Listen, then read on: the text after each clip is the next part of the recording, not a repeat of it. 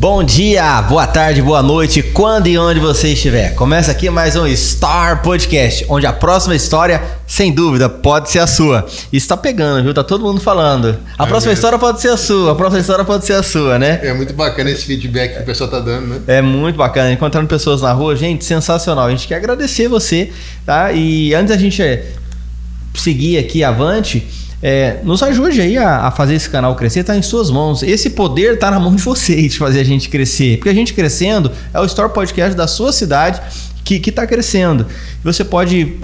são 3 cliques, 3 segundos, você compartilha, se inscreve e também deixa e ativa o sininho para poder tá te avisando toda vez que a gente lançar aí um vídeo novo. Que são todas as quintas-feiras, que são um programa gravado, e também na segunda-feira que a gente está tentando, fazendo o possível para ser sempre ao vivo, para você começar a participar também, colocar perguntas, participar também. Aí em breve a gente vamos estar começando a fazer sorteios aqui também, para as perguntas mais relevantes, mais interessantes. E aproveitando, o pessoal dê sugestões também, de quem queira que a gente entreviste, né? A gente fica aberto.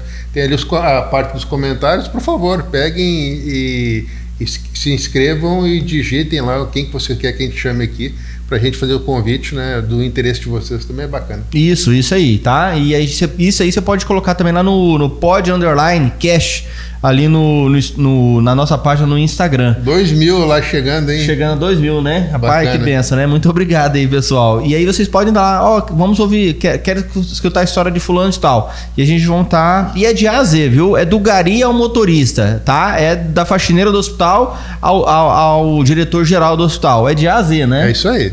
Esse é o nosso intuito, é contar histórias. E cada histórias. vez mais a gente se surpreende com as histórias, né? Nossa, aquela do Vinícius, sensacional. Eu ia falar agora. Do Vinícius ficou marcante. Né? Não, muito bacana. Mas essa da Bruna, que foi segunda-feira passada, né? Dessa semana, foi também outra experiência muito bacana, né? Como a gente aprende com os convidados da gente. Sim. Gente, a gente não pode deixar de agradecer as pessoas que são parceiros aqui do Store Podcast, que fazem isso acontecer. É a Atlética Academia do Lisandro, para você ficar aí com o seu shape em dia e também para a sua saúde. O Laboratório de Análises Clínicas e Citológicas, o LIB, o Bora Beach. Você que tá aí, tá sem fazer nada de noite, final de semana, pega a tua família, vai lá pro Bora Beach, vai aprender a brincar, jogar e queimar caloria e também se divertir com a família ali no espaço familiar Bora Beach. E também a Sabor Aqui, água mineral e refrigerante. Laticínios Laborges, onde você vai comprar aquele queijo delicioso e outros derivados do leite. A Carolina Silva, ela trata com depilação a laser, também com estética. E também o Cacilândia Urgente do Corino, a notícia está sempre na frente. Siga o líder. Siga o líder, né? E também a Papelaria Silva, gente, parceirona nossa que entrou agora. Olha, eu sei que tá querendo aí dar uma renovada no material da meninada, que tá mudando o bimestre, tá na hora de, sei lá, comprar uma mochilinha nova pro garotão, renovar os lápis, e também tem vários utensílios para casa também você encontra aí na Papelaria Silva. Corre lá e você vai ser bem servido e bem atendido com os profissionais ali. E também o Hotel Esplanada, nosso amigo João Henrique Boni escutou o podcast, falou, não, eu preciso fazer parte disso, tava até de viagem, ele mandou a mensagem, falou, quem é que tá mandando mensagem, né? E ele mandou um áudio, sou eu, né? Quero participar também disso aí. Que legal. Muito obrigado ao Hotel Esplanada, que você pode fazer o seu agendamento, também seguir ele no Instagram pelo 67981223282 981223282 Hotel Esplanada. Só falar lá com o pessoal, agenda o seu horário, você vai receber seus familiares aí nos feriados e a sua casa não comporta todo mundo, liga para lá e você agenda, leva todo mundo para lá e você vai servir bem aí a sua família, tendo eles ali no maior hotel da cidade, que é o Hotel Esplanada, ok? Gente, o nosso convidado é especial. Olha, ele já foi vendedor por muitos anos, já atendeu várias demandas, já ajudou famílias em Cacilândia, ajudou casais em Cacilândia, é pastor há vários anos, um dos fundadores e faz parte da família de um dos fundadores das maiores igrejas evangélicas da cidade de Cacilândia, já abriu vários trabalhos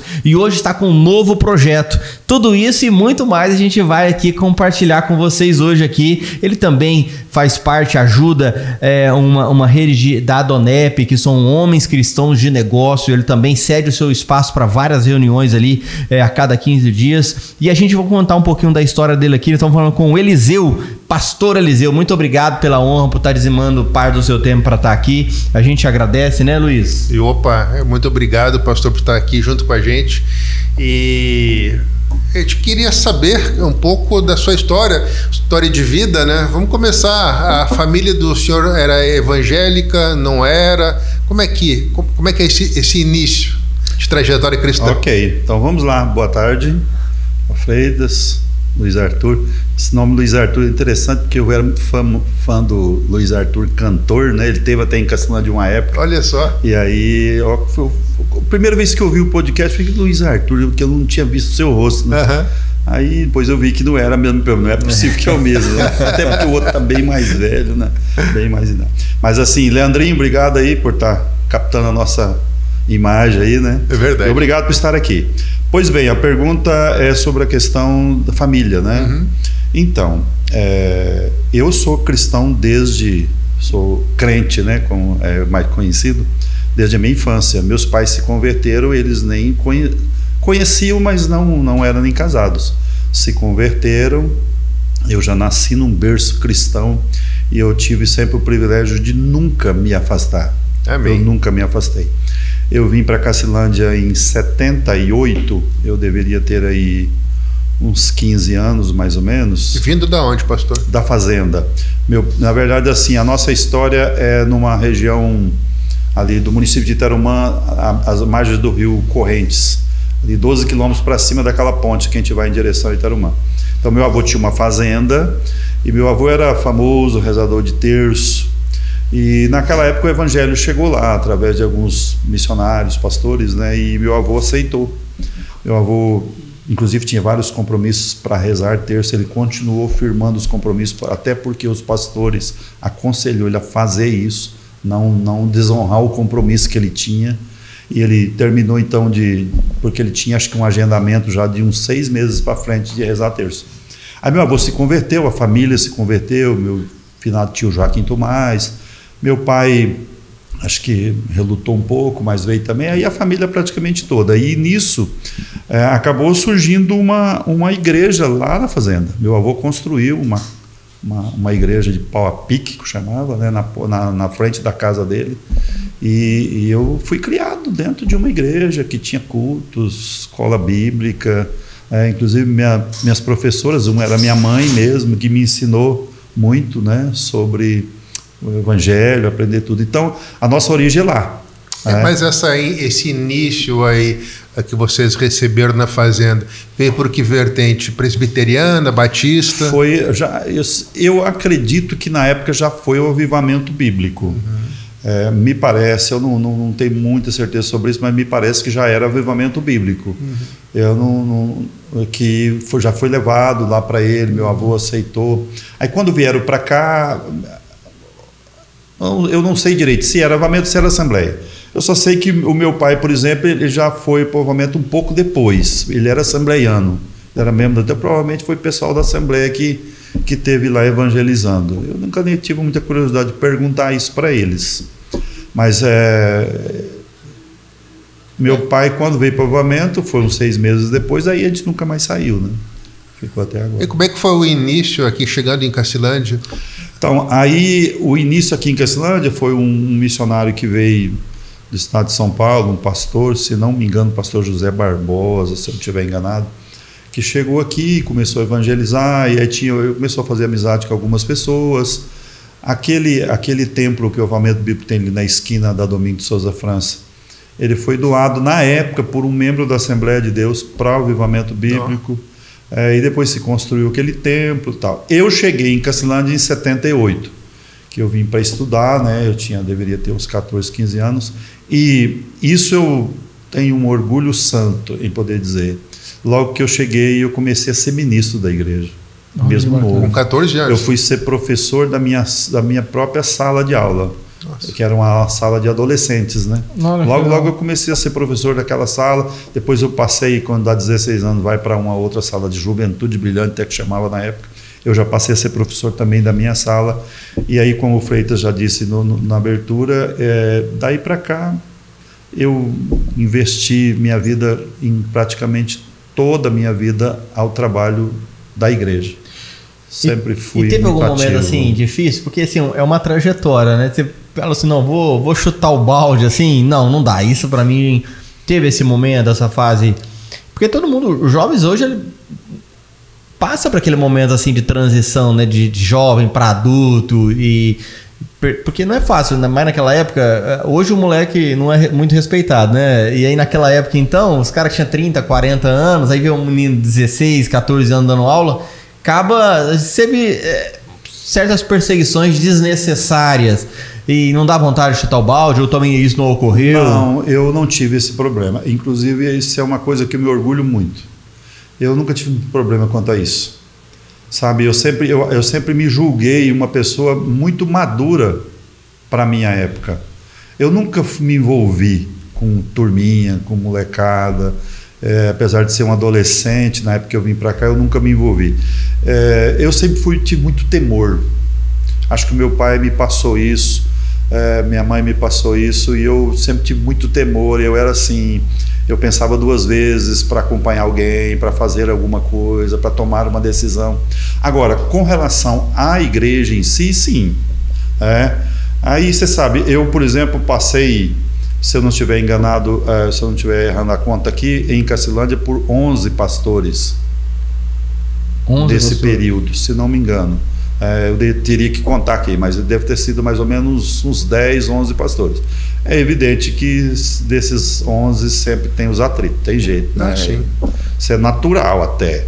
Alguns mais, outros menos, inclusive teve uns que foi muito bons, a gente teve umas percas assim, que a gente não queria que tivesse, outros a gente estava, graças a Deus, vai embora. Tá? Até aproveitando esse gancho que o pastor deu, eu até converso muito com o Freitas sobre isso, né? O porquê disso, né? Dessa passagem tão rápida de pastores. Porque em média, Freitas, fica nas igrejas aí 3, 5 anos, não mais que isso, né? E muda de pastores. E eu vejo que é uma época assim turbulenta, uma época difícil quando tem essa transição. Membros da igreja que saem, né? E eu sempre tenho a expectativa. Eu queria que os pastores jubilassem naquela igreja, né? O Luiz Arthur, eu tenho uma palavra para definir isso. Vamos lá, por favor. Essa palavra é teimosia. Ela é a teimosia. Eu vivi esse período todo, é muito tempo. Sim. É a sua vida, né? Exatamente a teimosia que criava esses atritos. Sabe, eu não consigo ver, as pessoas são teimosas, tem muita gente teimosa. Ele fica insistindo em algo que não está funcionando, que não está dando certo, que está criando. Um dos pastores, não vou citar nome, questão de ética, né? Um dos pastores, ele esteve na minha casa um pouco antes de ir embora. Era uma pessoa que eu gosto muito, inclusive gostava muito dele na época, gosto dele, até hoje somos amigos, mas ele esteve lá em casa questionando comigo algumas questões, que não vou colocar aqui. Aí eu falei para ele assim, meu amigo, aí depois de alguns questionamentos ele falou que estava querendo ir embora. Eu falei, meu amigo, não faça isso. Não, mas não sei o que. Eu falei, calma, cara. Até minha esposa, a conversa foi tão acirrada que depois que ele foi embora, minha esposa falou assim, você não acha que você exagerou? Eu falei, não, eu falei o que tinha que falar. Aí eu falei, não, mas agora não tem mais jeito, porque agora não tem mais apoio do conselho e tal. Eu falei, tem. Acontece, desculpe, mas vou ser sincero com você, a teimosia não está deixando você enxergar o óbvio. A igreja é administrada por um conselho, vocês não conseguem enxergar isso. Conselho tem que dar palpite, é conselho que decide. Então, mas como é que faz, não sei o que. Eu falei, você quer comprar? Eu acho que eu estava com um grampeador na mão, se não me engano. Suponhamos que fosse essa caneca aqui. Você quer comprar essa caneca? Você chega no conselho e diz, olha, eu preciso comprar essa caneca, por isso, por aquilo. Ele se explica os motivos, por quê, a necessidade tal da caneca. Aí põe em votação. Aprovou, você compra. Se não, você está com a sua alma lavada. Ó, irmãos, alguém questionou? Não comprou a caneca porque o conselho achou que não devia. Pronto, acabou. Agora não, vocês insistem e depois que o conselho não aprova, comprar a caneca por outros meios. É isso que dá atrito, é isso que dá problema. Então, assim, mas o que você falou é interessante. A maioria, esse período deve ser em torno de 10 pastores, apenas 2. Um ficou 9 anos e o pastor Daniel agora que faleceu com 17 para 18 anos. Não estaria até hoje, né? Com certeza estaria até hoje. O pastor Daniel era bastante teimoso também, bastante teimoso. Só que o pastor Daniel tinha uma particularidade muito grande. Era um teimoso santo. Não sei se existe isso. Um teimoso santo. Eu me lembro que aconteceu um fato assim impressionante. Quando o José Donizete, na época, conseguiu, não sei qual foi o meio lá, a doação daqueles terrenos lá da Estrela do Vale. São 2 lotes ali de 10 por 20. Na época, a prefeitura ainda podia fazer esse tipo de doação, hoje não pode mais, né? E aí o pastor Daniel apresentou o projeto para o conselho para construir um templo lá, que é aquele que está lá. E era uma época bastante difícil, nós estávamos bastante apertados, a igreja estava em dívida, estava uma situação bastante complicada, com repasses para a central atrasados e tal. Então o conselho, é claro, não autorizou de jeito nenhum, mas se não construísse, perdia. Nossa. Vencia o prazo e perdia. Aí ele ficou muito triste com aquilo, mas como o conselho não aprovou, sim, tudo bem. Por isso que eu falo para você que ele tem uma teimosia santa. Ele tinha, né? Bom, terminou a reunião do conselho, já últimas considerações, ele falou assim, irmãos, eu vou voltar àquele assunto da congregação que eu quero construir no Estrela do Vale. Eu entendi, não pode, realmente eu entendo, realmente não pode. Só que eu quero fazer um pedido para vocês. Vocês me autorizam, eu e o pastor Mário, construir sem recursos da igreja? Olha só. Aí eu fui, que tinha ficado contra, fiquei a favor. Lógico. Como é que você vai ficar contra alguém que quer construir sem recursos da igreja?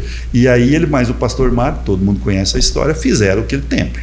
Nossa. Né? Trouxeram casa de recuperação, saiu pedindo até para os passarinhos aí quem podia doar tijolo, cimento e tal. Bom, tá lá o templo. Então por isso que eu digo teimosia santa. Sim. Né? Então assim, ele tinha isso. Mas pode ver que ele ficou 17 anos. Né? Não é pouco tempo. Talvez desses pastores aí, esses 11 pastores, talvez o pastor Daniel foi a maior perca. Como um líder aqui. Porque eu vejo muita gente falando super bem. Eu considero 3 percas muito grandes que a gente teve aqui. Primeiro, o pastor Sebastião Ferreira, era um negão bem distinto, uma pessoa muito boa. O filho dele, o pastor Silas, que ocupou o lugar depois dele, e o pastor Daniel. Desses 10 aproximados, 3 foi assim, eu particularmente, né? Agora, senti falta, como o pastor Daniel, aí não tem nem como. Até por causa da experiência que eu tive com a morte dele. Depois ele pode até falar sobre isso. Sim, sim. Não. Já pode até falar. Pode, claro. Porque a questão é o seguinte: o pastor Daniel, eu comecei a pastorear, me deu vontade de pastorear depois da morte da minha filha, que seja um outro assunto. Depois da morte da minha filha, eu não queria saber de pastorear.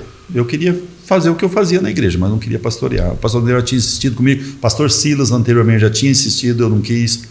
Aí o pastor Daniel falou de novo, eu não, tá. Mas com a morte da minha filha, aí depois eu vou contar para vocês o que aconteceu, aí a coisa mudou. Eu abri a congregação na Vila Pernambuco. Então, nesse período todo, eu comecei a ter apesar de ser meu tio, né, porque a esposa dele é minha tia, irmã da minha mãe. Eu conhecia muito ele, já tinha pregado em igreja dele lá em Mirante para Ipanema e tal. Enfim, eu comecei a ter uma aproximação muito grande dele. Algumas coisas que ele fazia eu não me agradava, mas o que ele fazia agradava muito mais do que o que não agradava. Isso é natural, né? Todo mundo é assim. E eu comecei, mas aí nesse meio de prazo, 10 anos depois, a minha mãe ficou doente, foi acometida de um câncer e tal, e aí meu pai não quis mais cuidar do sítio, ficou difícil, eu resolvi abrir mão da igreja para poder cuidar do sítio, cuidar do meu trabalho, da minha casa, porque não tinha como eu cuidar do sítio e cuidar da igreja, porque eu tinha que ir para lá final de semana, não tinha jeito. O pastor Daniel inicialmente não aceitou, depois ele acabou concordando, colocou o salto que está lá até hoje. E aí eu fiquei, acho que uns 2 anos mexendo com esse sítio, mas não deu. porque eu não tinha dinheiro para tocar o sítio, então não deu. Chamei meu irmão, fiz uma proposta para ele continuar tocando, porque o Josias tem recursos para cuidar, e aí fiz um acordo com ele, fiz uma proposta, ele aceitou, tá? Porque meu pai continuava com usufrutos, mas tinha que consertar a fazenda, ela estava praticamente acabada. Aí eu fiquei meio paralisado, né? Resolvi ficar lá no Estrela do Vale, não quis vir para a sede, ficar no Estrela do Vale com o pastor Saulo. Conversei com ele, falei, deixa eu quietinho aqui, porque eu não saí daqui por problema, o pessoal gosta muito de mim, então eu não quero atrapalhar. Até você presenciou isso algumas vezes. Pode ver que eu ficava meio quieto, meu canto. Eu fiquei 3 anos. Pode ver que eu não aparecia muito lá na frente. Mas de vez em quando ele pedia. Depois o tempo foi passando, porque aí a pessoa vai acostumando, né? Você vai voltando. Mas chegou um belo dia, nisso já estava a pandemia. E meu coração começou a ficar incomodado com relação ao pastor Daniel. Nisso o pastor Clodoaldo vai internado por Covid. Não sei quanto tempo depois disso eu tive um sonho, que eu acho que muito poucas vezes eu tive um sonho tão real, que eu consigo lembrar de detalhes. No meu sonho, o pastor Daniel estava vivendo uma situação muito complicada, e eu em pé, com os braços cruzados, com as pernas meio abertas assim, olhando para ele, e ele reclamando lá. O que é que estava acontecendo, eu não sei. Aí eu ouvi uma voz que me disse atrás de mim assim: ajuda ele, Eliseu. Eu respondi não, mas não olhei para quem estava falando. E ele continuou reclamando lá, reclamando, não sei o que é e tal. A voz disse de novo: ajuda ele, Eliseu, ele confia em você. Eu já disse que não, mas não olhei. E ele continuou reclamando. Isso levou um certo tempo. De repente, aquela voz se aproximou aqui de mim e diz assim: ajuda ele, Eliseu, ele só confia em você. Aí eu acordei. Acordei assustado, lembrei do pastor Clodoaldo. O pastor Daniel já tinha um problema de coração, porque eu mesmo já tinha levado ele no Castelano. O Castelano, inclusive, me chamou depois à parte, não deixou nem eu trazer ele embora. Ele falou assim: ele não vai querer ir, mas você me obriga. Eu levei ele para Santa Casa, ele não queria vir de jeito nenhum. Foi preciso levar ele meio na marra. Aí já foi para Campo Grande, já teve que colocar aqueles monte de coisa que colocou lá. Então ele já tinha essa saúde fragilizada. Quando eu sonhei isso, o pastor Clodoaldo internado, eu disse: Deus, não, Covid não. Porque aí eu atrelei o sonho ao Covid. Sim. Porque ele já estava com a saúde fragilizada. Então ele tinha uma probabilidade de contrair uma doença mais fácil, porque como é que fala? Morbidade. A morbidade, né? A imunidade estava baixa. Imunidade estava baixa. Aí tá. E aí fiquei preocupado, porque conversei com a minha esposa. 2 ou 3 dias depois eu chego ali na Pioneer, conversar com meu irmão, estava conversando com ele. José falou assim: aí só o assunto do pastor Daniel, falou assim: eu tive um sonho tão ruim com o pastor Daniel essa noite, não sei nem se ele lembra disso. Aí ele falei: mas o que você sonhou com ele? Eu falei: não sei, ele estava sofrendo lá e ninguém ajudava ele. Aí eu fiquei calado. Cheguei para minha esposa, falei: bem, desculpe, mas nós vamos ter que voltar para a sede. Mas por quê? Eu não quero ir. Eu falei: também não quero. Eu gosto muito do Estrela do Vale, foi eu praticamente construí, porque o pastor Daniel, mas o pastor Mário deixou apenas o tempo construído. Você viu o que eu deixei lá, né? Sim, bicho. Então assim, minha paixão aqui lá. Aí, mas eu falei para ela: eu vou abrir mão. Não, vamos, aquela confusão toda, pastor Clodoaldo, mal, e eu preocupado com aquilo. Aí teve uma passeata promovida pela Associação Comercial, você se lembra disso? Nós saímos aqui da saída do cemitério para o centro da cidade, para não deixar o comércio fechar, para ficar pelo menos um período aberto, fazendo um protesto. Nós estamos ali esperando para sair a passeata, a notícia que o pastor Clodoaldo faleceu. Aí até a gente pensou de cancelar, mas como ele não podia ser velado, não vai adiantar nada, vamos fazer a passeata assim mesmo. Mas aí pensa num coração pesado, porque eu lembrava era do pastor Daniel. Cheguei em casa, falei para minha esposa, falei: bem, o que a gente faz agora? Como é que faz? Vai, não vai? Aí ela, depois de uma relutância, eu falei para ela assim: vamos fazer o seguinte, vamos fazer um teste com Deus. Gideão fez, deu certo. Ela falou assim: mas vamos fazer da lã de novo? Porque a Gideão fez o teste da lã molhada, lã seca, né, tá? Aí eu falei: não é necessariamente a lã, a gente pode pedir outra coisa. Aí eu falei: eu vou pedir, vou pensar sobre isso. E aí de repente o meu coração começou a ficar muito aquecido com a seguinte questão. Eu falei para ela, ó, eu vou lá na casa do pastor Daniel, vou sentar com ele e vou me colocar à disposição dele. Se ele me receber como recebe qualquer pessoa que está cansado de ver ele, chega e fala assim, ô benção, fica à vontade, fica aí, fica tranquilo, tal. Vai ser não. Ela falou, não? Eu falei, não. Mas se ele esboçar qualquer sentimento, não precisa ser palavras, vai ser um sim, é para mim ajudar. E fui. Cheguei lá, ele estava lá, tem uma mesa de madeira grande lá no fundo. Sentei com ele e comecei a me colocar à disposição dele. E aí, olha como que as coisas de Deus é tremendo. Quando você aprende a confiar em Deus, deixar Deus cuidar da sua vida, as coisas mudam. Eu aprendi isso na morte da minha filha. E aí eu estou aqui conversando com ele, me colocando à disposição dele. Aquele dia ele começou a se abrir comigo. E o pastor não era de muito abrir, ele não se abria. Você vê que ele estava sofrendo, ele calado. Pelo menos comigo, né? Não sei com outros. Aí, de repente, eu escuto a minha tia gritando lá dentro do quarto, ajuda ele, Eliseu. Na hora eu não lembrei do sonho. Mas na segunda vez ela já estava na sala. Ajuda ele, Eliseu, ele confia em você. Aí eu já lembrei, pensei comigo, né? É tu que estava gritando lá, né? Mas não falei nada. Continuei conversando com ele, aqui de frente com ele aqui. Eu estava com as costas aqui para o lado da saída da sala. De repente ela chegou atrás de mim assim, nisso ele já tinha baixado a cabeça e estava caladinho. Ela chegou aqui, pôs a mão no meu ombro assim, porque eu sou sobrinho dela, né? Ela tinha uma certa intimidade comigo, colocou a mão no meu ombro aqui, ajuda ele, Eliseu, ele só confia em você. Olha aí só. ele levantou a cabeça e ficou bravo com ela. Para com isso, criança, que coisa. Mas ele calou de novo e baixou a cabeça, ficou quietinho. Aí eu fiquei como se eu não estivesse olhando para ele. Eu vi que correu uma lágrima no olho dele. Eu levantei, dei um abraço nele, orei com ele. Falei, pastor, você vai ter tudo de mim, o que você quiser. Você quer que eu vou lá na Querência fazer uma visita para o pastor Clóvis? Eu vou. Nossa, mas a igreja não tem condição de colocar como co-pastor. Falou, quem falou que eu quero salário?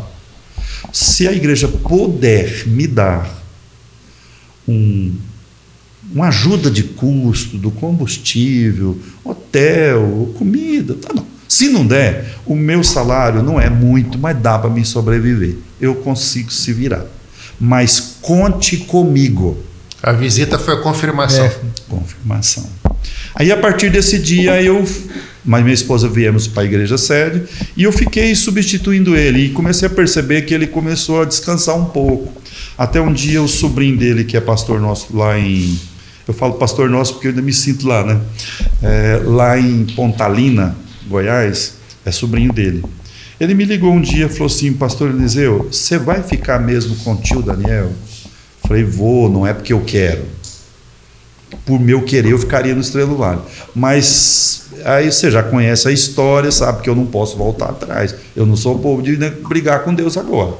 Ele falou assim, mas por que você está perguntando isso? Ele falou assim, porque você não é capaz de imaginar o bem que você está fazendo para ele. Olha. O pastor Daniel era assim, ele saía de viagem, mas só o corpo dele ia, porque o resto ficava aqui.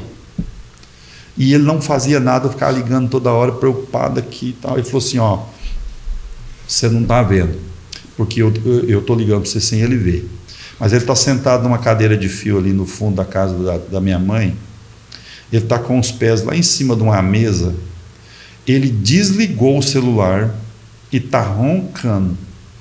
Eu nunca vi ele fazer isso. Aí a minha tia foi lá, a tia Creuza foi lá e chamou ele. Daniel, você ligou em Cacilândia? Ele falou assim, não, Eliseu está lá. E continuou dormindo. De lá, ele ficou um final de semana, coisa que ele não fazia. De lá, ele foi para Rondonópolis. Ele me ligou perguntando se estava tudo bem. Aí, na segunda ele me ligou. Falei, rapaz, vai para a Lua, se for preciso. Pode ir embora. E ele foi para Rondonópolis, ficou com o pai dele lá, que o pai dele está bem velhinho, estava bem velhinho já.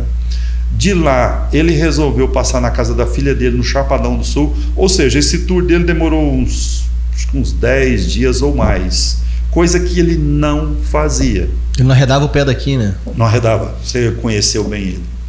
Bom, mas tudo bem. Eu estou junto com ele, estou sempre pregando nos cultos, ajudando e tal. Quando, de repente, um dia ele me ligou. Ô Benção, você pode vir aqui em casa? Eu falei, posso. Aí fui lá. Cheguei, sentei lá e falou assim, você está realmente disposto a ficar comigo? Eu falei, pastor, eu não sei se a palavra correta é essa, mas eu tenho uma obrigação imposta por Deus de ficar com você do teu lado, enquanto for necessário, quando for preciso. Eu falei, então tá bom, porque eu preciso de você, coisa que ele nunca tinha dito. Eu estava só ele lá, eu e ele. Aí ele falou assim, então vou fazer o seguinte, na próxima reunião do conselho, eu vou te apresentar seu nome como meu co-pastor, porque o meu tempo está acabando. Aquilo me deu um nó na garganta, mas eu fiz de conta que não. E aí eu vi que ele ficou bastante abalado. Falei assim, pastor, que história é essa de tempo acabando? Não, meu tempo está acabando. E como acabando? Mas eu estou lembrando do sonho, né? Eu estou aqui lembrando do sonho. Você está vendo que é um aviso de Deus, mas você nunca acredita na morte, você não pensa na morte, você pensa, o cara vai ficar com dificuldade de pastorear, essa porqueira desse Covid pode às vezes atacar, tá? Você nunca pensa na morte. A morte é a última possibilidade. E eu falei, que é isso? Não, eu falei, não, eu vou ficar do teu lado muito tempo, cara, eu quero pastorear junto com você até você ficar velhinho, e você vai continuar sendo meu mentor, tal, não sei o que e tal. Não, meu filho, prepara-se, porque você vai me substituir muito em breve. Aí eu vi que o negócio era sério, mas não comentei nada. Ele falou assim, então a próxima reunião do conselho já vou fazer isso. Só que eu acredito que não deu 15 dias ele faleceu.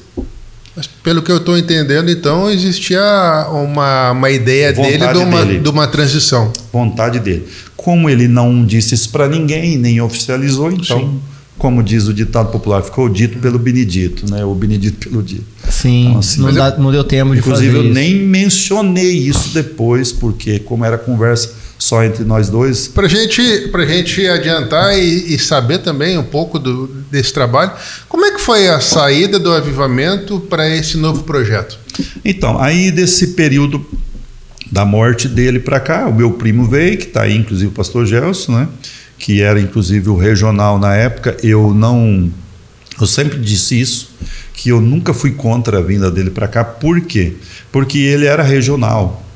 E Cacilândia sempre foi meio que um pivô, assim, um local muito centralizado para a região. Então, para ele, por causa do status da igreja de Cacilândia, a condição financeira da igreja, a condição eclesiástica da igreja, a condição ministerial da igreja, tudo se favorecia para ele. Por quê? Porque o regional ele não tem muito tempo. É mais viajando, apagando fogueira para todo lado. E a região centro-oeste é muito grande, né? Você pega aí de Ponta Porã, Uberlândia, lá para o Pará, Rondônia, é muito, muito grande. Mato Grosso. E são distantes, muito distantes. Uhum. Então, assim, eu achei que era interessante para ele isso. Aí eu fiquei aí meio parado, praticamente 3 anos, né? E aí nesse assunto eu não vou entrar nesse mérito, sim, né? E aí eu me vi pensando, poxa vida, Deus começou a me cobrar. Eu tenho um ministério pastoral, eu tenho consciência disso. Falei, eu vou ter que fazer isso, né? E aí, como eu não tive respaldo para não fazer, então eu fiz. Depois de muita batalha, aí eu fui para os pés do Senhor. Porque eu falei, Deus, eu não quero fazer nada que depois eu me arrependa. Porque eu sou avivalista desde minha infância. Como é que eu vou tomar uma decisão dessa? Eu digo para vocês que foi a decisão mais difícil que eu já tomei até hoje. Mais difícil. E aí eu falei, Senhor, então é o seguinte, eu preciso que o Senhor me ajude. E aí Deus me levou a ter 2 sonhos muito, muito claros, tá? Outra vez, que aí eu não tive mais dúvida, Mas agora, já recentemente, inclusive isso aconteceu na Semana Santa agora, depois, você sabe que quando acontecem essas coisas, conversa sai mesmo, né? E tem aqueles maldosos que judiam da gente, né? E eu comecei a ouvir umas coisas assim que me deixou muito triste, de pessoas que eu não imaginava, ouvir aquilo e tal. E aí isso me deixou muito aborrecido. Naquela Semana Santa, tudo fechado, o comércio. Eu fui lá para a minha locadora e eu comecei a chorar diante do mestre. Eu carregando umas escolas de laje lá, mudando de lugar. Falei, Senhor, fala comigo. Porque se eu tiver cometido qualquer coisa que contrarie qualquer princípio da tua palavra, qualquer princípio humano, ministerial, qualquer coisa, me fala agora. Eu estou aqui aberto, porque eu estou disposto a... Eu já tinha muita coisa para a igreja, já tinha alugado salão, tá tudo certo, mas eu sou capaz de voltar atrás, pedir perdão para quem for preciso, pega essas coisas, dou para quem precisar e volta atrás e fica, tá tudo certo. Fala comigo. Aí foi quando o Espírito Santo começou a conversar comigo. Eu sei que isso é uma dificuldade para muita gente que está nos ouvindo agora, de entender isso, porque eu também, como crente, a vida inteira só fui entender isso com a morte da minha filha. Esse negócio de Deus falar, é complicado isso. Deus está falando. Assim, Deus não fala com a voz que nós estamos falando aqui. E eu estou ali carregando aquelas escoras, assim, parece que o sentido sai um pouco do seu corpo. Eu lembro bem que eu tinha carregado bastante escora, não tinha visto. Depois eu falei, puxa, tanta escora que eu já carreguei e não estava vendo. 2 vezes o Espírito Santo falou comigo. Primeiro ele falou assim, sei que você está angustiado, mas como que começou o avivamento bíblico? Me responde. Como eu conheço a história, eu disse, 3 jovens avivalistas, 3 jovens de uma faculdade metodista, que criaram um grupo do clamor no meio dos eucaliptos. A faculdade foi lá e disse, para que senão vocês serão expulsos. Eles desobedeceram a ordem e continuaram orando. A metodista na época não aceitava esse negócio de batismo do Espírito Santo, falar em língua. Eles foram expulsos. E sendo expulsos, eles ficaram meio perdidos, começaram o avivamento bíblico. 3 jovens que eram alunos da faculdade. Aí o Espírito Santo me perguntou muito claro, mas muito claro, Freitas. O avivamento bíblico é fruto de uma divisão ou de uma multiplicação? Eu respondi, não tem como ser divisão. Porque se fosse divisão, não existia tanta igreja. Só no Brasil hoje tem mais de 1000 campos eclesiásticos. Deve ter mais de 2000 templos. Em quase 50 países. Como que isso é fruto de uma divisão? Não tem como. Aí cessou, meu coração acalmou, o peso começou a aliviar das minhas costas. De repente o Espírito Santo me fez outra pergunta. E a igreja de Castelândia, como que começou? Eu falei, meu Deus. Eu respondendo em espírito também, não em pensamento. Bom, chegou aqui alguns pastores avivalistas, tinha um grupo pessoal da Assembleia de Deus, o irmão Stanislau Garcia, que é o conhecido como irmão Lau, que é até avô da Juscelia, lá da escola evangélica, que a maioria conhece. Ele era assembleiano, meu pai era, meu avô, tio Joaquim, esse povo tudo era da Assembleia de Deus. E eles acabou se interagindo com esse pastor, enfim. O irmão Stanislau doou aquele terreno, que eu já até falei agora há pouco, aqui lá, doou tal. Aí, bom, depois de tudo isso que eu respondi, o Espírito Santo fez a seguinte pergunta: avivamento bíblico de Castelândia é fruto de uma divisão ou de uma multiplicação? Eu disse, não tem como ser divisão, porque senão nós não teríamos uma das maiores igrejas na cidade. Porque a Bíblia diz que se é de Deus, prospera. Então não tem como ser. Aí meu coração acabou. Ô Freitas, Luiz Arthur, eu nunca vi um peso tão grande sair de cima. Aliviou. Aí os membros da minha igreja, os irmãos que me acompanharam, porque alguns irmãos me acompanhou, devo ter lá uns 10 ou 12 que vieram comigo. Já tinham percebido que eu estava muito...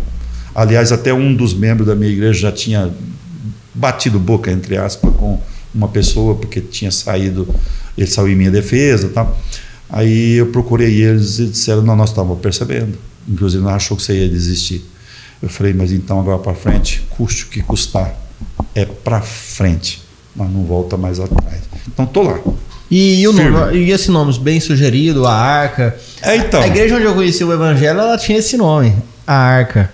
Cristo Rei, bairro Cristo Rei em Rio Preto. Eu confesso para você que não tem nem muita explicação isso. Eu tô com papel na mão, procurando nome, escrevendo nome para não esquecer, mas nenhum nome, nada. Dava certo. Igreja fulano, ciclano, nada. Sabe o que não encaixar? De repente, eu não sei o que eu estava mexendo lá, eu vi um nome Arca. Não sei o que era. Eu falei, Comunidade Arca. E escrevi num papel. Daí para frente acabou. Esse é o nome. Aí eu só tive o cuidado de ver se não existia alguma igreja, né, com esse nome. Sim. Aí eu encontrei só na internet, eu procurei, vasculhei a internet, só encontrei uma comunidade Arca, uma comunidade católica lá em Minas, para lá, mas era Arca com C só. Pastor, mas a minha tem 2. A Arca é semelhante, é igual a Avivamento? Por que eu pergunto isso? E eu quero botar também o Freitas na roda aí. Eu estava vendo, Freitas, pastor, o Luiz Saião a semana passada, né, que é uma das pessoas mais entendidas, não só em Bíblia, mas entendido profundamente nas denominações, né? O Luiz Saião, um teólogo reconhecido, né? Batista ele, né? E ele falando sobre as subdivisões que tem hoje, né? Pega a presbiteriana, tem 3, agora o pastor acabou de falar mesmo, Avivamento veio da Metodista, né? Então, eu vejo assim esse leque que tem, né, de divisões e subdivisões nas igrejas, né, protestantes. E também não deixa de ser, né? Pode ser essa igreja nova aí. Então, ela é igual, semelhante, tem alguma coisa diferente da Avivamento no intuito de melhorar, de aperfeiçoar, né? Eu confesso para vocês que ela não vai chamar Avivamento também, porque o Avivamento Bíblico não aceita. Sim. O Avivamento Bíblico tem no estatuto dele, não permite, como Presbiteriana Renovada, Presbiteriana do Brasil, Presbiteriana El Shaddai, Independente. Assembleia de Deus, Ministério X, Y, né? Batista, o Avivamento não permite isso. Se o Avivamento permitisse, eu teria colocado alguma coisa parecida. Por quê? Vai ser outro Avivamento Bíblico. Outro avivamento com outro nome. Sim. Inclusive eu não criei nem estatuto ainda, porque não deu no tempo, estou com 60 dias de aberto, né? Sim. Então assim, eu estou começando a redigir estatuto, mas não vai mudar praticamente nada. Por exemplo, uma coisinha assim, que eu lembro que que até um dos problemas que eu tive na política, que no estatuto do Avivamento Bíblico não permite que você seja pastor e político. Isso aí está errado. Até liguei pro cara lá que é bem arcaico pensar assim, né? Liguei pro cara lá que é responsável por essa área do avivamento. Não bateu boca pelo telefone. Eu falei, mas qual que é a justificativa? O que vocês alegam com isso?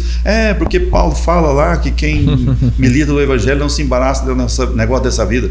Eu li, aí eu respondi, falei, fala de novo.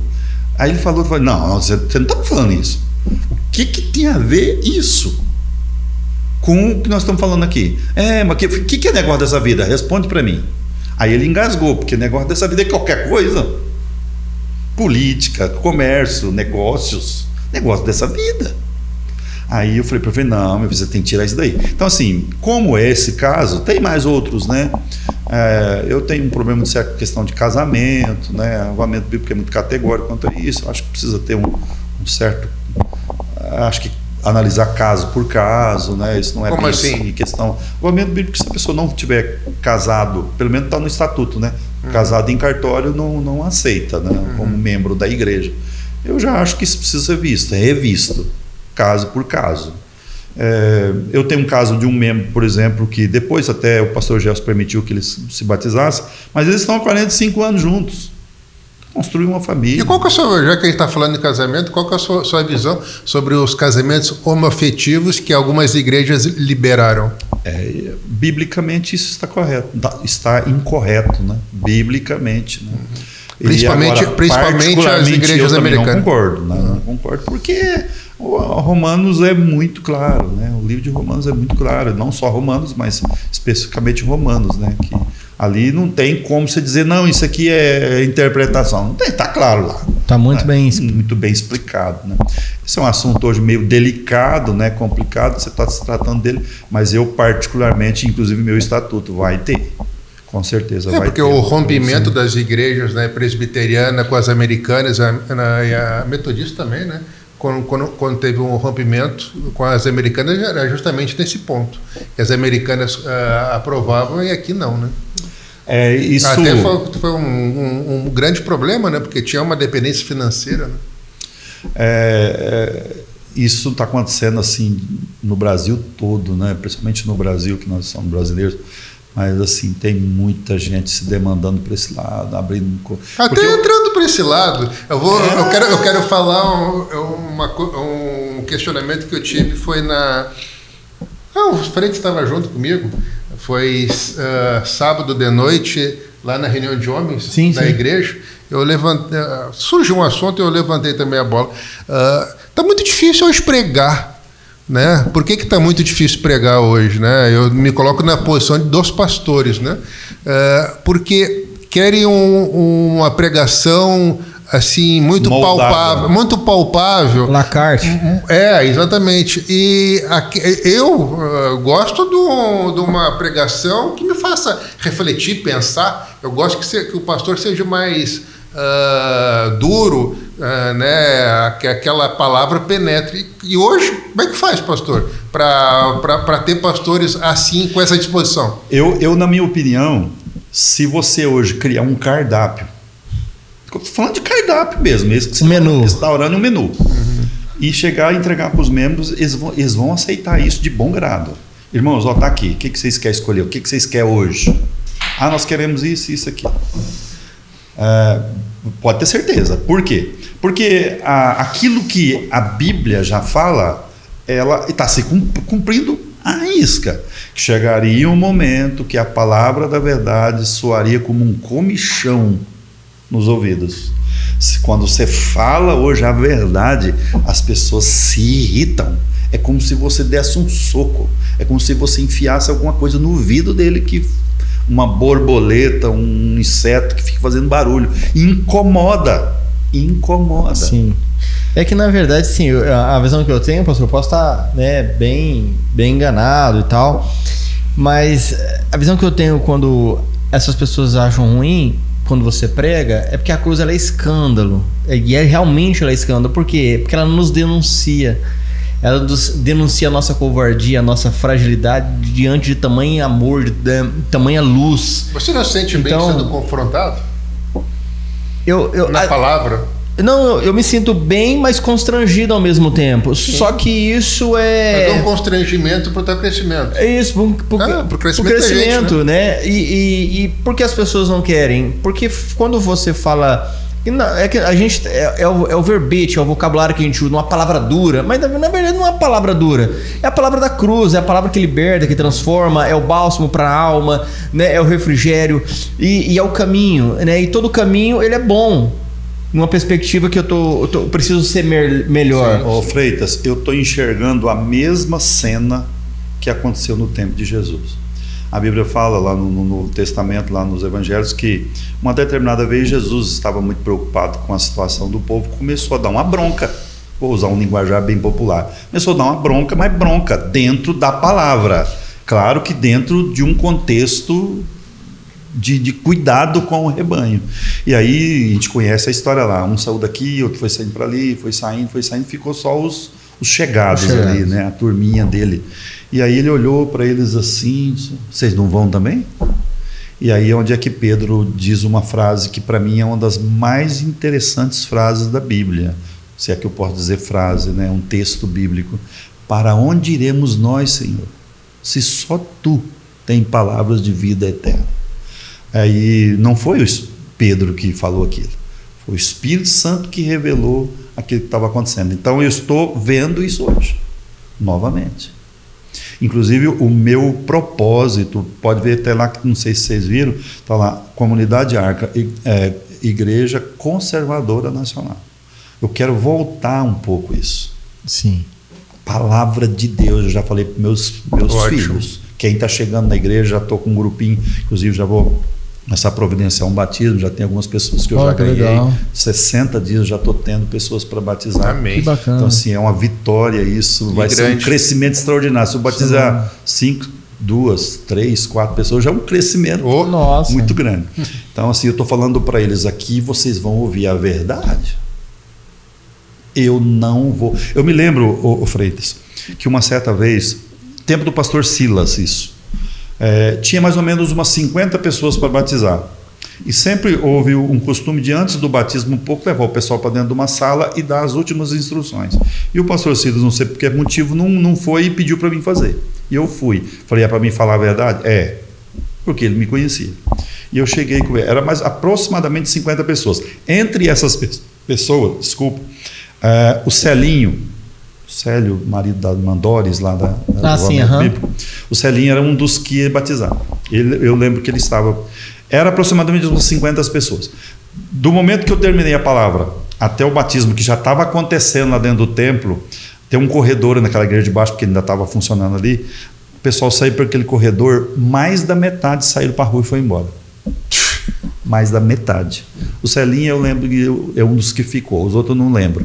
Dos 50, mais ou menos uns 20, 25 foram embora. Aí, inclusive, eu conversei com uma depois, uma das moças que estava lá, falou assim, eu não tinha prestado muita atenção no que eu estava fazendo. Então, esse está sendo o grande problema hoje. Sabe, no âmbito de trazer gente, e aí tem um cunho financeiro nisso. Mais recurso, né? É aquela festa, né, de Mateus 24. Então não vamos atacar o povo. Você vem, você aceitou o convite, você tem que vestir a roupa. E nós vamos ser condenados para a roupa que nós não queríamos vestir. Porque a salvação era de graça. Então você veio à festa de graça, e aí só que ele falou assim, quando vocês chegarem aqui tem roupa nova. Né? E é Mateus 24, né? Não sei se você conhece aquela história, né? O senhor estava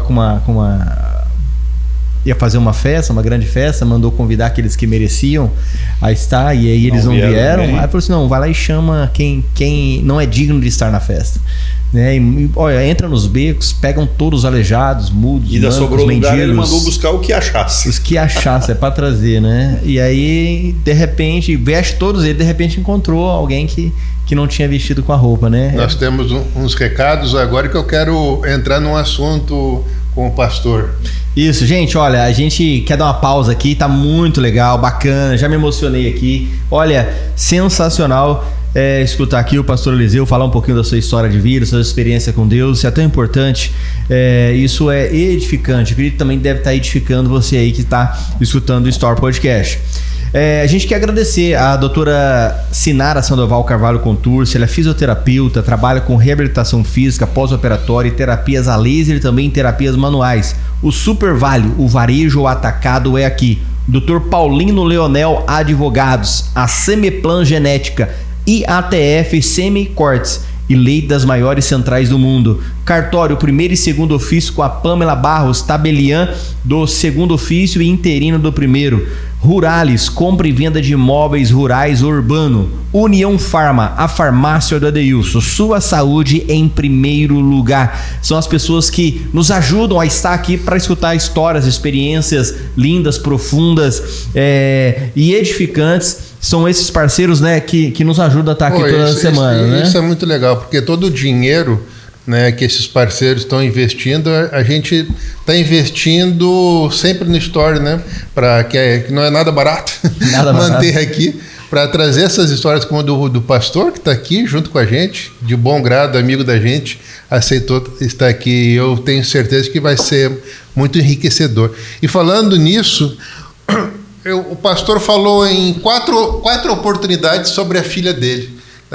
Eu sinto no meu coração agora, né? Primeiro, essa disponibilidade de falar sobre esse fato, né? A gente como pai, né, sabe como é difícil, né? Geralmente as pessoas não querem falar. Sim, exatamente. E eu me emociono da sua disponibilidade de...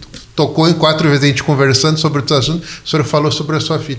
Então eu queria que a gente, fosse possível, o senhor partilhasse isso com a gente, como é que foi isso, né? Se o senhor, entendendo o Evangelho, se tornou mais fácil, né, essa perca, se não foi.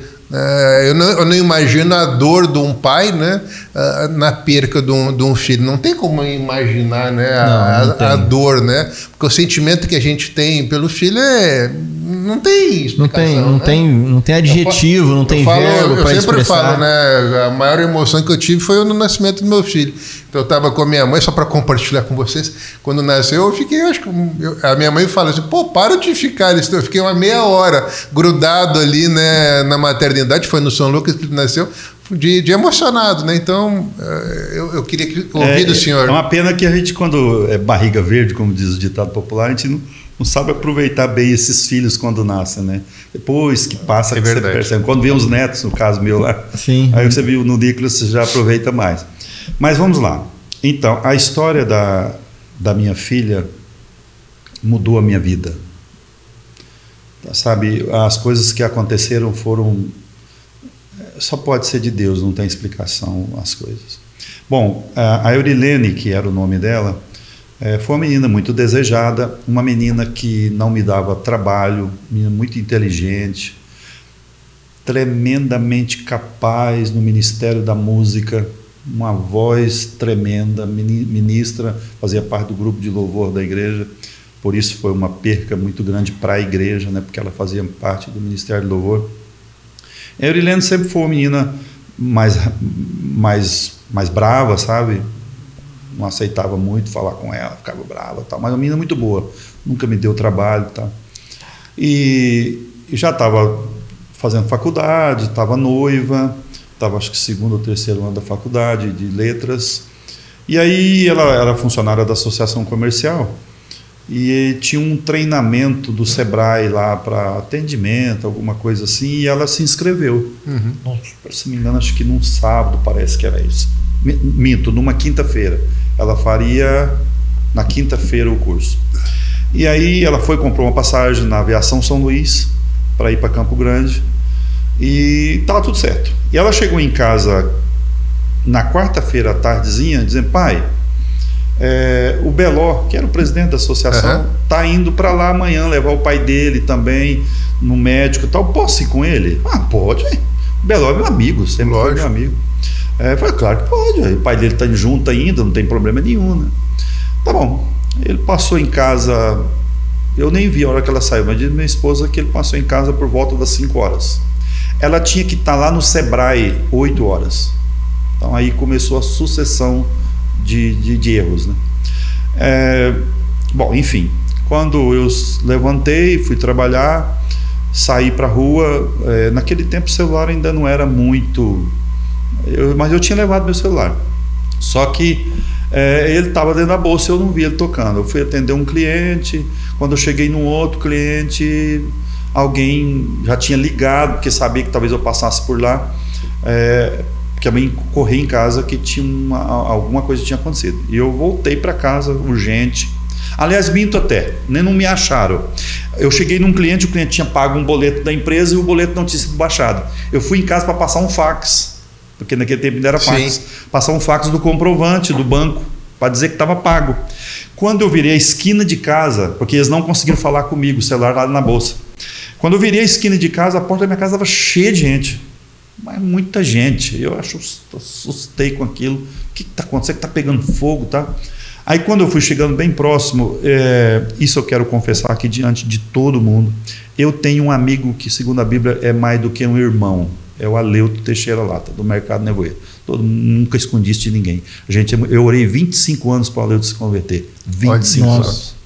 E ele se converteu. E ele está comigo, junto comigo, inclusive. E ele é muito ativo, né? Muito ativo. Muito ativo. Ele é um cristão extremamente ativo. Quando eu fui chegando na porta de casa, levei um Aleuto junto comigo, chorando. A hora que eu vi o Aleuto chorando, falei, bom, aí já é minha filha, né? Eu falei assim, minha filha morreu, né? Aí ele já não deu conta de falar, já me levou para dentro de casa. E aí começou aquela sucessão de... não sei explicar. Algo que você não consegue explicar. Eu lembro bem que quando eu sentei lá na área de casa, puxaram uma cadeira, puseram sentado assim, eu olhei bem de frente comigo, que estava o seu Joaquim Esquerdo. Finado Joaquim Esquerdo, sentado assim, ele levantou, veio e me cumprimentou. Isso eu lembro. E eu fiquei quieto. Aí, de repente, eu sentado, coloquei os 2 cotovelos no joelho aqui, a gente sempre faz, botei a mão no rosto aqui, e eu fiz uma oração em silêncio. Falei, Senhor, a partir de agora só a Tua graça, porque eu não consigo suportar isso. Me ajuda, me dá força. Quando eu fiz essa oração, eu senti força. Levantei e falei assim, onde a minha filha está? Que até então eu nem sabia de nada, sabia que ela tinha morrido. Isso, estava o Ronaldo, estava o Aleuto, estava o menino da alquimia ali, a turma. Ela está lá em Paraíso. Eu falei assim, então eu preciso dar um jeito de buscar minha filha. Ele falou, não, você não vai fazer nada. Nisso o Edivaldo, mas o Ismael chegou, entrou, falou, não, nós só queremos sua autorização. Eu falei, não, então está autorizado. Aí deram um jeito de providenciar corpo, inclusive o Divaldo entrou no meio, não deixou levar para Campo Grande para fazer aqueles perícias, aqueles negócios que demorava demais, conseguiu que o Dair se liberasse esse corpo. Não sei como é que o Divaldo conseguiu isso. O Divaldo, quando ele quer as coisas, ele vai atrás. Né? Trouxeram, bom, enfim. Aí, olha o pesadelo. Meu pai, minha mãe e o Josias tinha acabado de chegar na fazenda lá no Pará. Puxa. 2.000 quilômetros. Nossa. De Guarantã, 300 quilômetros até lá, terra. E chuva. Nossa. Mas a Lucilene sabia que ele iria em Novo Progresso, no frigorífico da Tatuíbi, pegar uma nota fiscal de um gado. Então, porque não conseguia falar com ele. Hoje fala na fazenda sem problema, mas na época não conseguia. Novo Progresso é longe. E ele levantou de madrugadinha, tinha chegado um dia anterior, pousou, levantou de madrugadinha e foi para Novo Progresso. Quando ele chegou na porta do frigorífico, ele disse que incomodou com o negócio, porque o funcionário dele foi lá pegar a nota. Disse que a mulher da gurita saía assim, olhava, ele voltava. Daqui a pouco ela olhava, ele lá voltava. Aí ele incomodou, foi lá. Ela falou: "Senhor que é o seu Josias?" Falou: "Sou eu." Foi: "Então liga na sua cidade urgentemente que morreu uma sobrinha sua." Aí ele já pegou o telefone da minha amiga, já ligou aqui na hora. O Amos, que era o gerente dele, que está em Fernandópolis, Jales, já contou para ele. E aí já bateu o desespero nele também, porque olha a distância. E aí ele me ligou, falou: "Eliseu, não deixa sepultar, eu vou dar um jeito de chegar aí." Aí eu fui atrás da Bilu, né? Na época era Bilu. Ela falou: "Não, até amanhã à tarde aguenta, só não pode passar de amanhã." Isso era quinta, né? De manhã, não pode passar de amanhã a sexta-feira. Bom, e ele chegou, aí já virou para trás, foi para fazenda, chegou na fazenda cerca de 2 horas da tarde, já contou com a minha mãe. Aí pensa no desespero, né? Meu pai, minha mãe, aquele desespero. Ele só comeu uma comida e entrou na caminhonete e veio embora. Diz ele que nunca viu tanta carreta atolada daquele jeito. E ele olhava assim, e os caras falavam: "Não entra que você não passa, você vai bater nessas carretas." E ele mandava a caminhonete no meio daquelas carretas assim, ela saía do outro lado. Ele falou assim: tinha hora que anjo carregava aquela caminhonete, não tinha como. Chegou em Guarantã, 8 horas da noite, cansado, me ligou: "Não deixa sepultar." Falei: "Não, tranquilo, já está tudo certo, já conversei com a Bilu, se você chegar aqui amanhã até no máximo umas 4 horas, dá tempo." E ele pegou a estrada. Quando ele passou por, acho que Rondonópolis, por aí, ele ligou para o gerente e falou: "Eu não aguento dirigir mais. Minha caminhonete está andando 60 por hora, eu não estou dando conta mais de segurar o pé." O Amos pegou o carro da igreja na época, que era um Golf muito bom. O Amos e acho que o cunhado, o Gelson, cunhado do Josias, foi de encontro com ele. Encontraram em Alto Araguaia, no trevo de Alto Araguaia. O Gelson passou para a caminhonete, aí rendeu a viagem. Eles chegaram aqui tipo 4 horas da tarde, sepultar. Até então a minha filha estava dócil, roupa perfeito, do jeitinho que ela sempre foi. Não tinha deformação nenhuma. Minha mãe chegou, meu pai chegou, chorou, meu irmão. Ela começou a ruxear. Rapidinho, ficou preta, pegou, você estava preta já. Bom, tudo bem. Sepultamos, passa aquele sufoco, pensa 2 dias de velório, uma canseira e tal. No sábado, à tarde, eu estou em casa, várias pessoas estavam lá em casa, as pessoas ficam muito convalescentes, você, né? Não sei se é a palavra correta. E nisso o telefone de casa tocou. A minha filha e a Monique, filha do Heraldo, lá da sorveteria, em frente ao mercado, antigo Mercado Ardim, estava brincando lá no meu escritório, elas eram adolescentes na época, atendeu o telefone. Disse: "Olha, aqui é o pastor fulano de tal, o senhor Eliseu está aí?" Aí me chamaram. Eu pensei de não atender, porque tinha visita em casa, mas falei: "Vou lá ver quem que é pastor, eu vou ver o que é, né?" Aí chegou e falou assim: "Olha, aqui é o pastor fulano de tal, da Igreja da Graça, eu sou apresentador do programa Clipe Hit TV." Falei: "Ah, sei quem está falando." Sim, era um rapazinho novinho. Falei: "Então, estou te ligando para te fazer uma pergunta. O senhor fez um cadastramento no site da Hit TV?" Falei: "Fiz." Falei: "Então, estou ligando para te parabenizar. O senhor ganhou um kit aqui de camiseta, boné, não sei o quê. Só quero confirmar seu endereço aqui, se não tem erro, para mandar para você." Falei: "Enfim, uma notícia boa hoje." Ele falou: "Por quê, irmão?" Eu falei: "Porque aconteceu isso, isso, aquilo." Aí o cara acabou a pressa. Aí o cara começou a me aconselhar. Agora vai acompanhando como que Deus trabalha. Aí ele falou assim, depois de muita coisa que ele falou, tal, Aí, para poder confirmar isso, no momento do velório dela, 4 pessoas, em 4 lugares diferentes, falaram a mesma coisa para mim por telefone. Primeiro, um primo meu lá em Foz do Iguaçu, ele não podia vir, me ligou. Dentre o que ele falou assim: não se preocupe, Eliseu, todas as coisas cooperam para o bem daqueles que amam a Deus. Um outro pastor que tinha passado para a presbiteriana aqui, pastor Cláudio, estava em Três Lagoas, me ligou, falou a mesma coisa. O pastor Sebastião tinha passado por Cacilândia, estava lá em São Paulo, me ligou, falou a mesma coisa. E o pastor Gelson, quando a Alexandra chamou ele, ele falou algumas coisas assim: Deus geralmente tira o justo para não ver o mal, porque todas as coisas cooperam para o bem. Aí aquilo começou a me fazer mal, porque como que isso coopera para o meu bem? Mas eu estava muito convalescente, não tinha muito tempo para pensar nisso, muita gente em casa. Aí aquele pastor começou a falar aquele negócio, ele me fez uma pergunta, falou: pastor, aí já me chamou de pastor, o senhor tem uma Bíblia Linguagem hoje? Eu falei: tenho. Então eu vou te dar um texto, você vai anotar num papel, mas não vai ler agora, você está proibido de ler, você vai ler quando Deus mandar. Eu falei: pensei comigo, até parece, né? Você está angustiado, você está louco para ouvir algo para confortar. Você acha que eu não vou ler esse texto? Claro que eu vou. Mas como tinha gente em casa, olha como que Deus trabalha.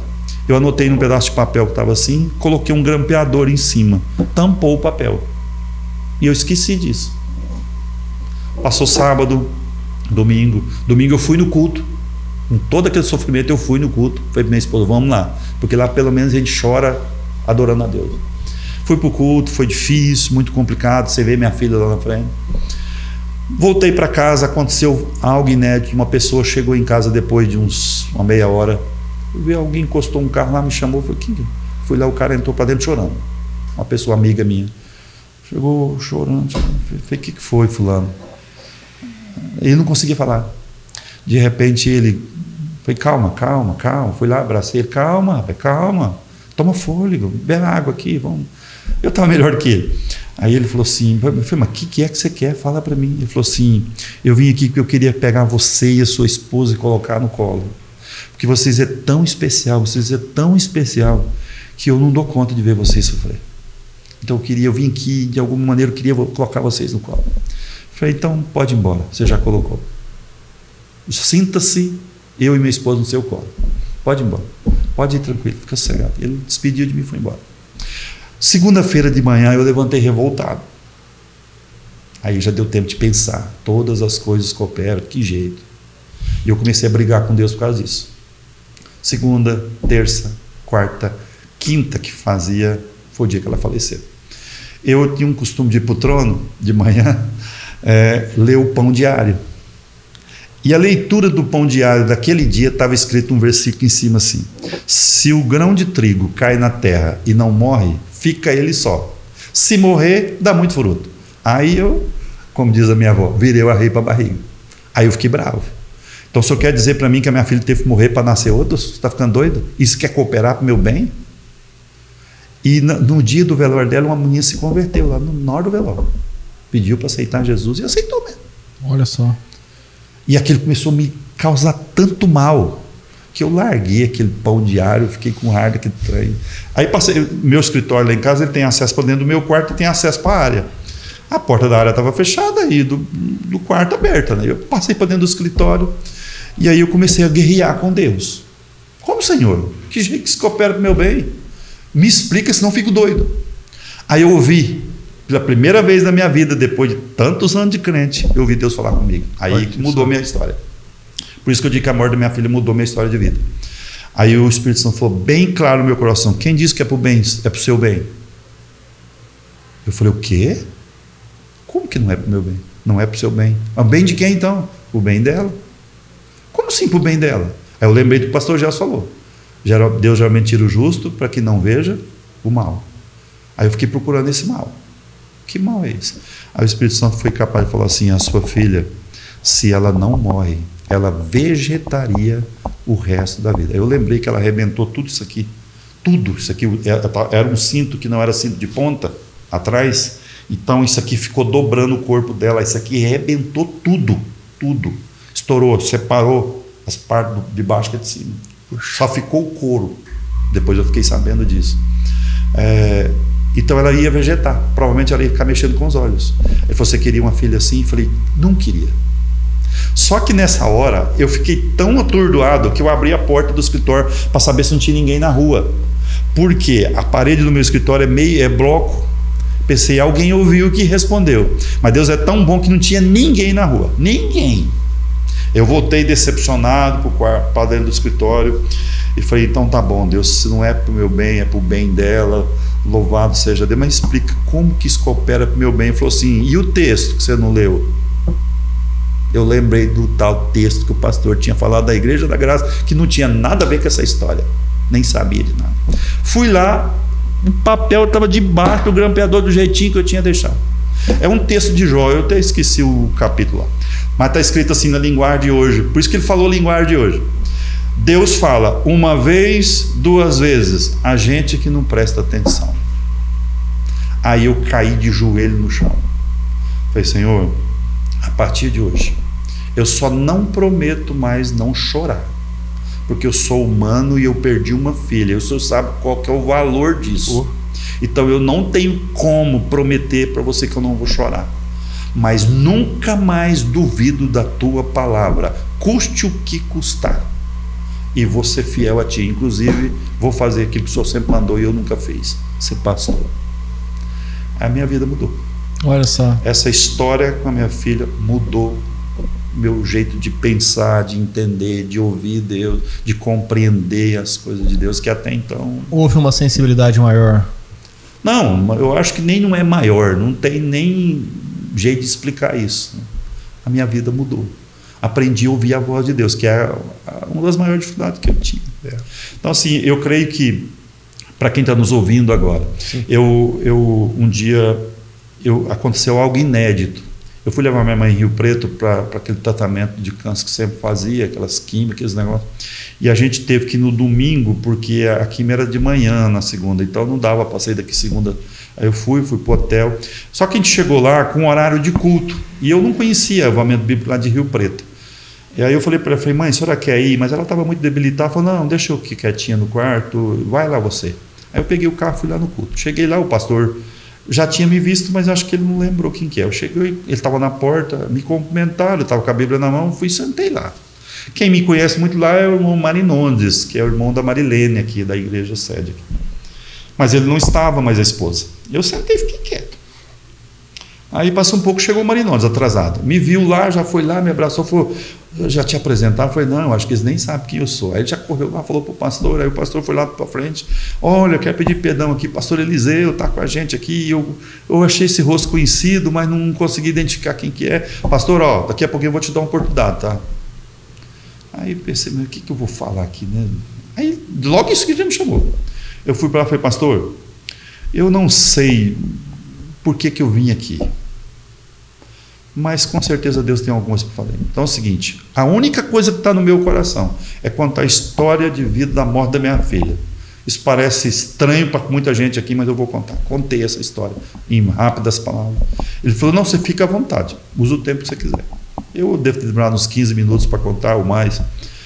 Bom, pregou, terminou o culto, tal. Quando eu saí lá fora, uma moça veio chorando e me encontra. Falei, pastor, eu estou vivendo isso.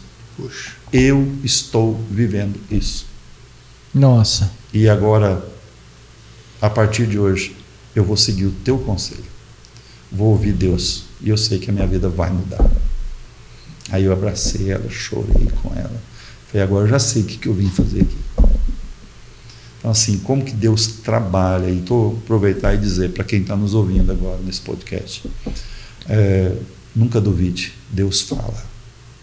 Ele não fala como nós humanos falamos, mas aguce a tua sensibilidade, deixa o teu coração desarmado, desarme de qualquer coisa que o Espírito Santo vai falar. Agora é claro que vai falar quando você pedir, porque ele é um cavalheiro respeitoso, ele não vai invadir nada da tua vida sem que você permita isso. O dia que eu descobri que ele fala com a minha permissão, aí daí para cá a coisa mudou. E que isso aconteça com a vida de qualquer pessoa que esteja nos ouvindo agora. Oh, que testemunho, hein? Nossa, forte. É muito forte, impactante, né? Nossa, não é... forte. Porque você não perde uma coisa, você perde alguém, né? Não dá pra... Vixe, não tem como aferir, né? Não tem... Mas talvez seja isso que incomodou o Giroto, né? Acredito que seja isso, né? Porque ele ficou muito sensibilizado. Se ele estiver ouvindo esse podcast, ele vai lembrar do que ele aconteceu. Escuta, principalmente nas madrugadas, ele perde o sono e vai escutar uma frase que disse que ele, porque eu não ouvi depois o rotativo, né? Não tinha condição disso, mas disse que ele falou assim, que ele foi lá para me consolar. A intenção dele era me consolar, mas ele se decepcionou, porque ele voltou consolado. Amém. Amém. É para isso que Jesus me chamou, né? Para isso que ele me chamou, para bacana ser um pregador, né? Até mesmo nos momentos mais difíceis da minha vida. Ele usando para transmitir palavras, conforto, às vezes sem palavras, né? Às vezes só gestos. Eu acho que essas palavras que o pastor acabou de dizer vai ter impacto na vida de muitas e muitas pessoas, né? Porque é a palavra assim de adoração por Deus, de saber que Ele cuida da gente, né? No momento mais difícil, né? No momento mais desesperador, né? Não dá para ninguém imaginar a dor de um pai e de uma mãe, né? E a gente ser acolhido por Deus numa hora dessa e conseguir ter esse entendimento, né, do conforto, porque a primeira coisa que as pessoas, a atitude, né, pastor, é de confronto, é de você ir contra Deus, né, de criticar, né, de assim, por que aconteceu comigo, né? É isso que a gente vê, né, naturalmente. Né? Passa muito na sua cabeça assim, mas eu merecia isso? Exatamente, né? Eu sempre fui fiel. Exatamente. É o que aconteceu com Jó. Mas por quê? Não sei se Jó questionou isso, né? A Bíblia não fala muito sobre isso. Mas assim, depois que tudo passou, para mim um dos textos preferidos meu está lá no capítulo 42. Eu te conhecia só de ouvir falar, mas agora os meus olhos te veem. O que Jó quer dizer com isso? Agora eu posso sentir você aqui dentro de mim. E o que aconteceu comigo? Eu te conhecia só de ouvir falar. Agora eu sei quem é tu. Eu sei quem é o Senhor. Sei que tu podes arrancar de dentro de um coração de um pai que ama a filha mais do que tudo nessa vida. E especialmente uma menina que nem dava trabalho, né? Porque quando é uma pessoa que já te dá muito trabalho, eu sei que é muito difícil, mas há dois pesos aí, né? Sim. Aí ele não. E sem contar o ministério que ela tinha, né? Um futuro brilhante. Isso pesa muito, Nossa. Pesa muito. Então, assim, se não fosse a graça do Senhor, se não fosse a graça, eu não sei o que teria acontecido. Imagino. Não seria. Nossa. Mudando um pouco, mas também falando sobre isso, eu gostaria de que o senhor falasse aonde fica a arca, né? O público é imenso, aí mais de 300 mil visualizações no mês passado. Aonde fica para o pessoal ir, os horários, né? Os dias de culto? Bom, a comunidade Arca está ali no Jardim Duarte, aqui em Cacilândia, né? Na rua Ricardo Dutra, 181, Jardim Duarte. Está ali, os nossos cultos estão acontecendo na quarta-feira, às 20 horas, estou falando no horário de Brasília, no domingo, às 8h30 e às 19h. Então, eu estou denominando esses cultos. O culto de quarta-feira é um culto do aprendizado, porque é exclusivo para um aprendizado da Palavra de Deus.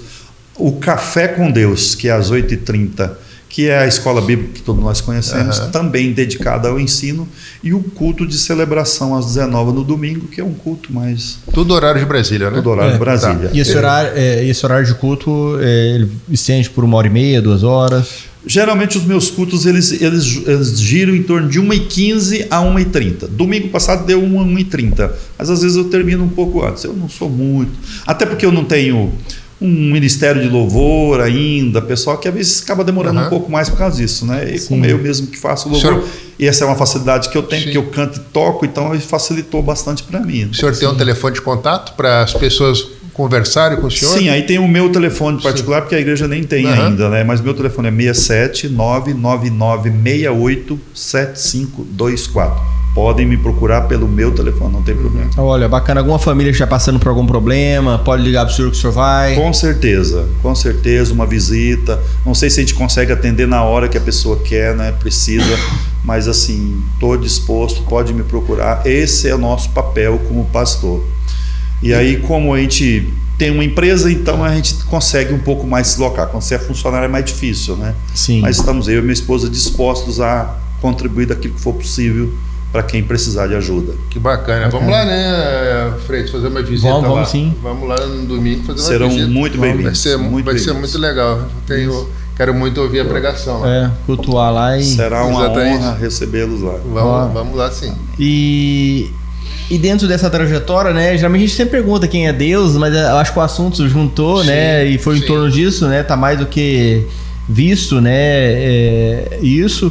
E que lição que o senhor tira, para resumir pra gente, para aquele que está escutando a gente nas redes sociais, o que é a vida para o pastor Eliseu diante de tantos testemunhos, aonde o senhor conseguiu tirar um sorriso no meio das lágrimas, né? E o que é a vida? A vida para mim é um presente que não tem preço. Não tem preço. Aliás, voltando aí um pouquinho à questão da morte da minha filha, houve um episódio que não vou entrar em detalhes aqui, mas houve uma discussão e aí precisava pagar um carro, que era o carro que estava envolvido no acidente. E aí, por causa disso, me falaram que eu tinha uns direitos lá, alguma coisa, aí queria que eu abrisse mão desse direito para poder pagar esse carro, que foi o que eu entendi na hora. Aí eu ouvi aquilo, me deixou muito triste, né? Aí eu olhei para as pessoas que estavam conversando comigo a respeito disso, eu olhei para ele e falei assim, quanto que vale o seu filho? Quanto que vale o seu? O filho de vocês tem preço? Porque todos tinham filhos. Se o filho de vocês tiver preço, a minha não tem. Estou contando isso só para dizer o valor da vida. Sim. Vida não tem preço, é um presente, é uma dádiva de Deus. Verdade.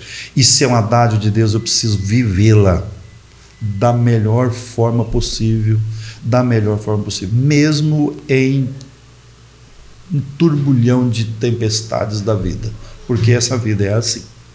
Eu estava lendo um livro uma vez e eu vi um pregador falando algo, aliás, o escritor, né?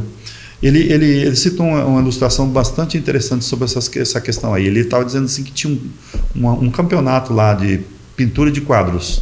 As pessoas iam para lá pintar um quadro e 3 seriam escolhidos, primeiro, segundo, terceiro lugar. O que demonstrasse a melhor paz possível. O quadro tinha que demonstrar a melhor paz possível. E aí, depois de selecionar 3, aí apareceu lá uma praia deserta, uma fazenda muito bonita no outro. E o terceiro, que é o que ficou em primeiro lugar, era uma tempestade numa floresta que destroçava tudo. E aí o cara ganhou o primeiro lugar. Isso houve revolta por parte dos competidores, porque paz é aquele sossego da praia, tal. E aí, depois de muita pressão das pessoas que estavam ali acompanhando aquilo, então o corpo de jurado que estava ali escolhendo foi explicar por quê. Aí falou assim, vocês não estão vendo aqui, mas nós vamos mostrar para vocês agora. Está vendo como é que nesse galho aqui todo retorcido e quebrado tem um passarinho cantando alegremente? Aí as pessoas perceberam o passarinho, porque o passarinho estava muito, muito escondido lá. Aí ele disse assim, só quem tem capacidade de pegar as suas asas e voar consegue cantar no meio da tempestade. Então não existe paz melhor do que essa. Aí eu me lembrei que um grande transatlântico estava levando muita gente e houve uma tempestade muito forte no transatlântico. E a filha do piloto lá do navio, se me fala, do almirante lá, estava nessa embarcação. E ela tinha uma cadeira dessas de balanço, e ela estava sentada na cadeirinha com a boneca brincando, e a tempestade muito forte, o navio balançando, então isso facilitava ela balançar. E aquele desespero, corre para lá e para cá. Uma mulher foi até que incomodou com a menina, chegou e falou assim, filha, todo mundo desesperado aqui, você brincando com essa boneca alegremente, cantando aí, aproveitando. Ela falou assim, estou aproveitando o balanço, né? Ela falou assim, você não está com medo? Ele falou, não, o meu pai é o piloto aí, ele, eu não estou preocupado não. Então assim, isso me trouxe uma paz muito grande no coração, porque quando eu estou com a minha vida toda, não, é um presente de Deus. Deixa eu balançar aqui nas ondas. Deixa eu cantar aqui no meio dessa tempestade. E aí, só para encerrar isso, eu lendo sobre isso também uma outra ocasião, um pai queria ensinar para a filha dirigir muito bem. Ele queria que ela ficasse uma motorista exemplar. E ele pensou, qual a melhor forma que eu faço isso? E ele percebeu que ia formar uma tempestade muito grande. E ele falou assim, hoje eu vou te ensinar a dirigir. E ela nem percebeu. E ele saiu na outra estrada com ela. Mas na estrada, eu vou te ensinar como é que dirige. Porque ele sabia que eles iam enfrentar uma tempestade. E quando chegou perto da tempestade, ela queria largar o volante de qualquer jeito, porque ela viu a chuva, né? Não, você vai continuar dirigindo. E aí ela entrou naquela tempestade, desesperada, de vez em quando um carro parado com pisca-alerta, e continua, não para. Pai, mas continua. E ela com muita dificuldade, até que passou aquela tempestade. Depois de muita luta, passou a tempestade. Quando passou a tempestade, que a coisa acalmou, ele mandou encostar o carro. Ah, mas você está ficando doido? Depois que passa, agora não precisa parar. Não, para. Aí encostou o carro, desce do carro, olha para trás. Cadê aqueles que estavam na beira da estrada? Estão lá no meio da tempestade. E você está onde? Nós estamos fora. Quem que está livre de perigo agora? Somos nós. Então assim é a vida, minha filha. Assim é a vida. Não pare de lutar. E aí eu quero reportar a Ludmila Feber, né? Com toda aquela situação que ela estava de câncer, ela continuou cantando até o fim. Nunca pare de lutar. A vida é um presente de Deus. A minha mãe, nos últimos momentos da vida dela na UTI, ela só parou de lutar e foi embora porque eu liberei. É um testemunho fantástico. A médica permitiu eu entrar lá na UTI e eu estou lá olhando para ela, tudo entubado, aquela situação complicada, porque eu já sabia que o negócio estava feio. E aí eu comecei a passar a mão na cabecinha dela assim e falei, mãe, seu tempo acabou. Você já cumpriu a sua missão, você fez igual o apóstolo Paulo, combateu o bom combate. Eu sou um excelente homem, eu me considero um excelente homem. Considero meu irmão um excelente empresário, uma pessoa de bem. Meu pai nem se fala, o senhor cuidou do meu pai a vida toda. A senhora construiu uma família que tem muita gente que gostaria de ser teu filho. Então assim, seu tempo acabou, para de sofrer, vai embora. Eu, em nome da família, que eu estava sozinho, né? Eu, em nome de toda a nossa família, estou te liberando, pode ir embora. Vai, e eu tenho uma notícia boa para te dar. Papai do céu está lá para te esperar, mas a Eurilene e o pastor Daniel vai estar te recepcionando na porta do céu. Que notícia, hein? Se isso aconteceu mesmo, eu não sei. Mas nessa hora, eu percebi que a máquina de UTI fez um barulho estranho. Aí eu saí. A médica me viu, uma menina novinha até me viu saindo, ela foi de encontro comigo. Falou assim, o senhor já vai embora? Eu falei, vou, eu estou falando com alguém que já está morto. E ela não está me ouvindo, foi o senhor que pensa. Aí eu falei assim, então tá bom, deixa eu te fazer uma pergunta. Eu falei isso e isso para ela. E para mim que a máquina da UTI fez um barulho diferente. Ela falou, não é só impressão não. Pode ir lá no histórico, que nessa hora ela liberou o corpo e voltou. Foi embora para os braços do pai. Parabéns, meu filho. Bateu no meu ombro assim, eu fui embora. Então isso é a vida. É uma dádiva de Deus. Então assim, mesmo nessa hora, eu fui capaz de fazer isso. Não é fácil. A mãe, você está vendo sua mãe ali, morrendo. Eu sabia que ela não saía mais dali. Eu sabia que ela não ia sair. Pastor, eu queria lhe pedir para deixar uma palavra, o que o senhor quiser que se sinta no coração, para a nossa comunidade, para esse Brasil todo que nos assiste, que o senhor olhasse naquela câmera ali e liberasse essa palavra, né? Que o senhor sinta no coração, por favor. Amém. Pois bem, quem está nos ouvindo agora no Story Podcast, esse é o nome. É esse. Story Podcast. Eu já tenho assistido algumas entrevistas, não vi todas, mas algumas já tenho visto. Eu estou aqui muito honrado nessa oportunidade e quero aproveitar e dizer para você, como foi feita essa pergunta, o que é a vida para mim, eu quero dizer para vocês, a vida é muito mais do que você imagina. É uma dádiva de Deus. Eu não sei qual é a tua história, eu não sei da tua vida, não sei o que você está passando, mas eu tenho certeza absoluta, a vida que Deus te deu foi para ser vivida da melhor forma possível, porque Ele vai te cobrar isso um dia. Portanto, então, pela graça e a misericórdia do Senhor que há em mim, eu quero profetizar sobre você. Não desperdice a sua vida. Receba agora Jesus Cristo como seu único, suficiente Salvador e Senhor da tua vida. Você vai ver que as coisas vão mudar. Você vai começar a ouvir dentro do teu coração uma palavra que você nunca ouviu. E aquilo que Jesus mencionou, o fardo seu que está sendo pesado, vai se tornar um fardo leve. Que Deus te abençoe em nome de Jesus. Amém. Glória a Deus. Gente, assim se encerra mais um Store Podcast. Espero que você tenha gostado. E mais uma vez, ative o sininho, compartilha e segue o nosso canal lá e faz esse canal crescer. Pastor Eliseu, muito obrigado. No nome do Store Podcast, a gente já quer te agradecer. Foi um presente ter você aqui conosco para brilhantar e enriquecer aqui o Store Podcast, tá bom? Amém. Store Podcast, a próxima história pode ser a sua.